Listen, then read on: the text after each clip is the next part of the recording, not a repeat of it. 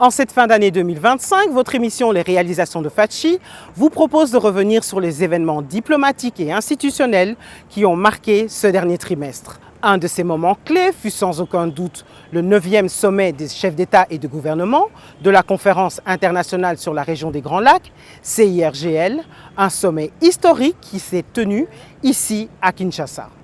Placé sous le thème éloquent « Consolider la paix et la sécurité pour le développement durable dans la région des Grands Lacs », cette rencontre a également officialisé l'accession de la RDC à la tête de l'organisation. Désormais, le président de la République, Félix Tshisekedi, assure la nouvelle présidence régionale de la CIRGL pour une période de 2 ans.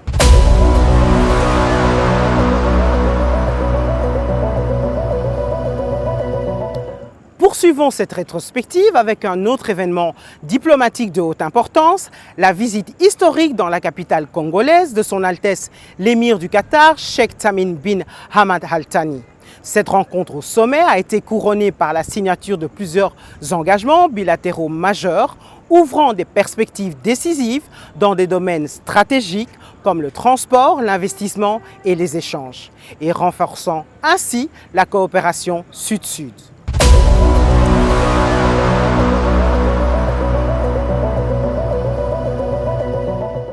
Enfin, terminons cette revue avec un regard tourné vers l'avenir, les accords de Washington conclus en cette fin d'année 2025. Ces accords sont doubles. Ils comprennent d'une part l'entérinement des accords de paix du 27 juin 2025 et d'autre part la signature de partenariats stratégiques renforcés entre la République démocratique du Congo et les États-Unis d'Amérique. Cette avancée confirme l'importance de la RDC dans la géopolitique mondiale et ouvre la voie à une coopération bilatérale historique dans les domaines de la sécurité, de la gouvernance et de l'économie. En définitive, tous ces faits marquent un tournant majeur pour la RDC, confirmant son ascension dans le concert des nations et son rôle incontournable sur la scène internationale sous l'impulsion du chef de l'État.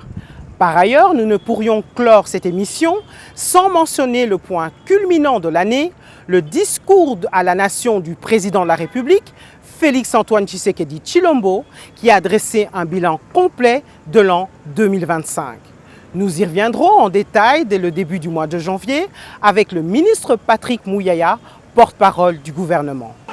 Je voudrais pour conclure adresser cette prière à toute la nation congolaise. Les ténèbres ne régneront pas toujours.